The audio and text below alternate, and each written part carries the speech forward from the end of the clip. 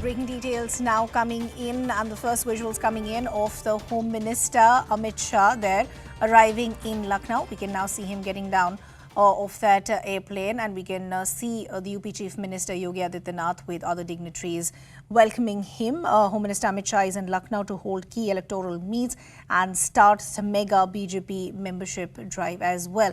We'll try and get more details, but now those first visuals of the Home Minister now coming in. He is in Lucknow for a two-day visit to mobilize party workers, discuss election strategy for the upcoming Uttar Pradesh Assembly election, being welcomed by the dignitaries at the airport, including police officials and the Chief Minister of Uttar Pradesh Chief Minister, Deputy Chief Minister, all there to welcome the Home Minister. So as I pointed out, this is a two-day visit. It is very, very crucial because this comes ahead of the 2022 Uttar Pradesh Assembly elections.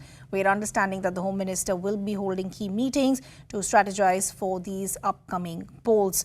We're also understanding that there are various other agenda meetings for the Home Minister as well. But essentially, because with an eye on Uttar Pradesh, this meeting becomes very, very crucial. Pranchu is now joining us with more details. Pranchu, good morning. Talk to us about the agenda of the Home Minister's visit. Well, it's an important visit, and it's a two-day-long visit where Home Minister and also the Cooperative Minister of this country would be taking stock of the preparation as far as the BJP's preparedness for the polls is concerned. Now, remember, Amit Shah, as the party's national president, has been the Chanakya, or the person who was responsible for BJP's, miraculous revival and the dominant story which erupted on the scene from 2014. Before that, if you recall, BJP was not, that party of force, and it was a distant number 3 as compared to Samajwadi Party and BSP.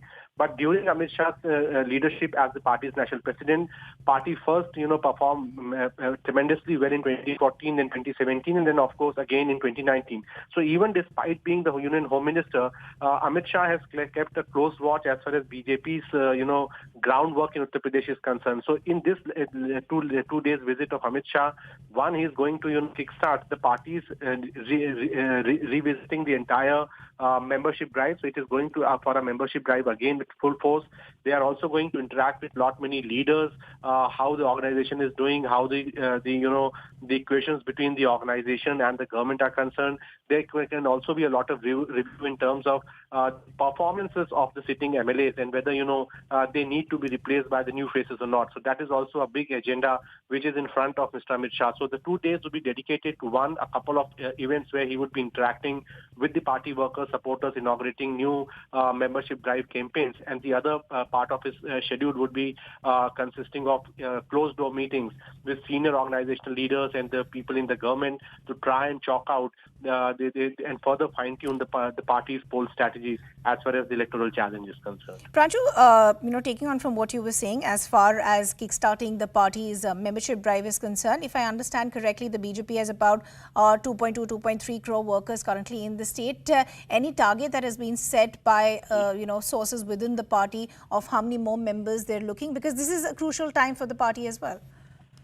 Yes, they have, and they have a very ambitious target of taking this membership to 4 crores. And remember, 2 crores is already a mammoth number as compared to opposition parties. So BJP clearly wants to draw a bigger line as to what its present index is. So in that sense, it is competing with no one else, but its present capabilities, and it's aiming to take this membership target to 4 crores over the period of next 2 months, when all over the state, in every district and every village, the party workers will be going out, convincing people, meeting people, making an outreach, and trying to rope in the new members for the party.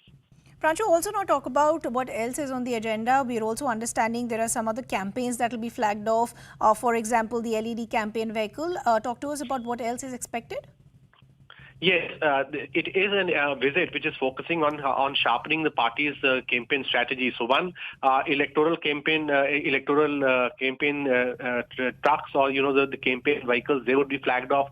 Amit Shah would be interacting with the party's senior workers, and the sympathizers at an event which is presently, is underway at Vrindavan spot here in Lucknow. So, as I said, there are a couple of events in which he would be participating, addressing, trying to motivate the people, workers out there, kick-starting the campaign drive, kick-starting the membership drive. And beyond that, he would be in closed-door interactions with top leaders of the party, including the Chief Minister, Dharmendra Pradhan, the Union Minister, who is made in charge of the UP BJP's electoral strategy. So all these leaders would be involved in brainstorming sessions with Mr. Amit Shah.